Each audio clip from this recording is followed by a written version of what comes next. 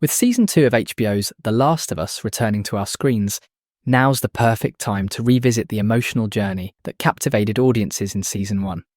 This recap covers all the essential moments, character arcs, and heartbreaks from the adaptation that proved video game stories can make exceptional television. Before we start, if you haven't already, please consider subscribing and ringing the bell to stay in the loop when we release new videos. Season 1 opens with an inspired addition to the game's story. A 1960s talk show where a scientist warns about the terrifying potential of fungal pandemics. This scene brilliantly sets up the scientific foundation of the apocalypse that follows.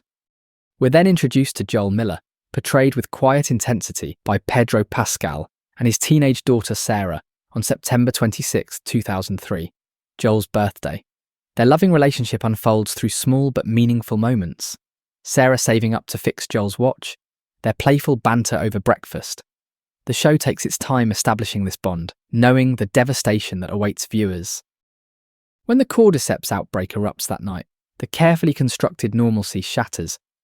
Their elderly neighbour, transformed by the infection, attacks in a horrifying home invasion. The frantic escape with Joel's brother Tommy through the burning chaos of their Texas town culminates in the moment that defines Joel's character, Sarah's death at the hands of a panicked soldier. Pascal's performance in this sequence is masterful. His face reveals a man whose soul is being crushed as he holds his dying daughter. I know! Tommy, help me! 20 years later, we find ourselves in the Boston quarantine zone, where Joel works as a hardened smuggler alongside his partner Tess. Their routine job turns extraordinary when they encounter Marlene, the leader of the rebel Fireflies, who offers them a crucial mission. They must smuggle a teenage girl named Ellie, brought to fierce life by Bella Ramsey, to a Firefly outpost. A hesitant Joel and Tess soon discover that Ellie is somehow immune to the infection that has destroyed civilization. As Joel and Tess guide Ellie through Boston's ruins, we experience our first terrifying encounter with the infected. The show makes a clever adaptation choice here, replacing the game's spores with an interconnected fungal network that allows the infected to act as a collective organism.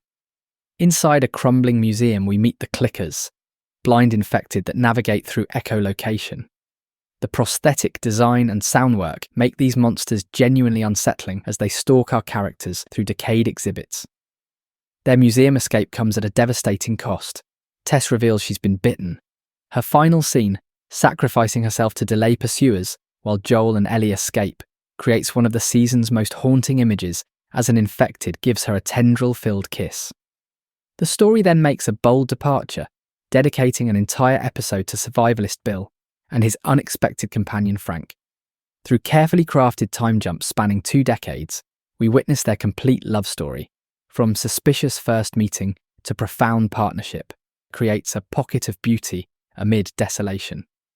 Their final day together, culminating in marriage and a peaceful shared death, gives us the season's most powerful line when Bill's letter tells Joel, "I used to hate the world and was happy when everyone died, but I was wrong because there was one person worth saving." Offerman and Bartlett deliver career-defining performances here, crafting a love story that resonates throughout the entire series. As Joel and Ellie continue westward, their awkward attempts at connection, like Ellie reading terrible jokes from a pun book, slowly build their relationship. Pascal expertly portrays Joel's reluctance to let anyone past his emotional walls, while Ramsey captures Ellie's determination to be more than just cargo. A detour through Kansas City introduces us to Kathleen, a resistance leader hunting for a man named Henry. Their path soon crosses with Henry and his deaf younger brother Sam. The four form an uneasy alliance to escape the city, leading to one of the season's most intense sequences as infected burst from underground during their escape attempt. The appearance of a massive bloater infected, a fungal tank that tears a man in half, demonstrates the terrifying evolutionary potential of the cordyceps. Their brief friendship ends in tragedy when Sam is infected, and Henry, unable to bear taking his brother's life, turns the gun on himself instead. Henry, no!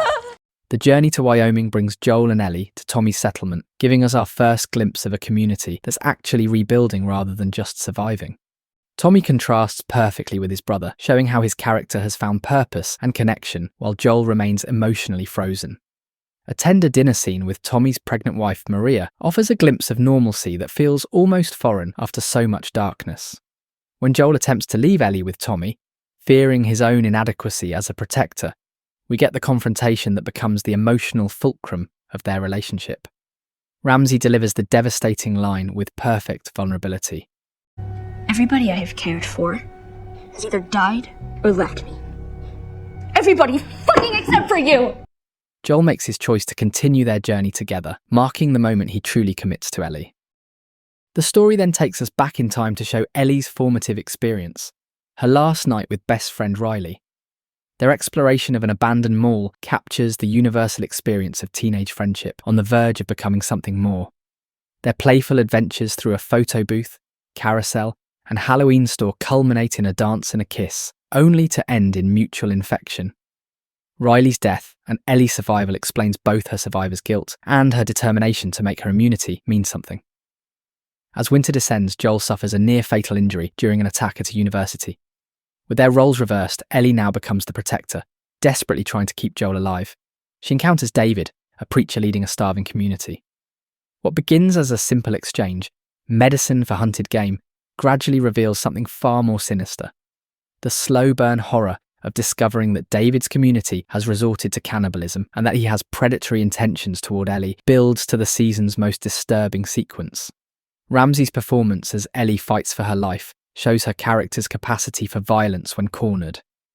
When Joel finds her in shock, his whispered, "baby girl," the same endearment he used for Sarah, marks the complete transformation of their relationship from reluctant companions to family.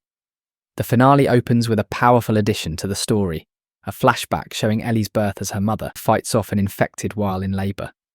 This new scene suggests a possible biological explanation for Ellie's immunity that ties directly to her birth. As Joel and Ellie finally reach the Firefly Hospital in Salt Lake City, they share a breathtaking moment watching a giraffe peacefully roaming the overgrown city, a rare glimpse of wonder and hope after their brutal winter. Pascal and Ramsey's performances in this quiet scene, with Ellie's childlike joy and Joel's bittersweet understanding that their journey is ending, create a perfect moment of calm before the storm. At the hospital, Joel learns a harsh truth from Marlene, that creating a vaccine would require removing the cordyceps from Ellie's brain, killing her in the process.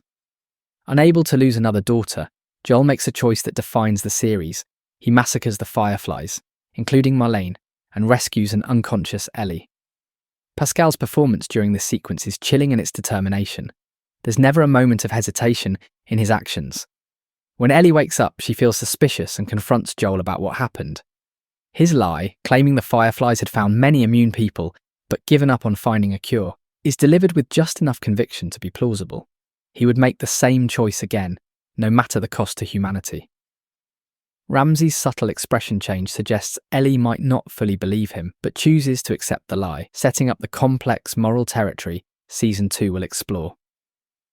The Last of Us succeeds where so many adaptations fail by understanding that faithful doesn't mean identical. The creators recognised which elements made the game special, while finding ways to enhance the story for television, like the expanded Bill and Frank episode. The production design creates a post-apocalyptic world that feels genuinely lived in, from the militarised Boston QZ to Tommy's hydroelectric dam community. Each location tells its own story about how people have adapted, or failed to adapt, to civilization's collapse. What elevates The Last of Us above typical zombie fare is its understanding that the infected aren't the most interesting threat. People are. Each episode explores how different survivors have responded to the apocalypse, through community, isolation, violence, or love. This isn't ultimately about saving the world, but about finding connection in a broken one. I hope you enjoyed this video.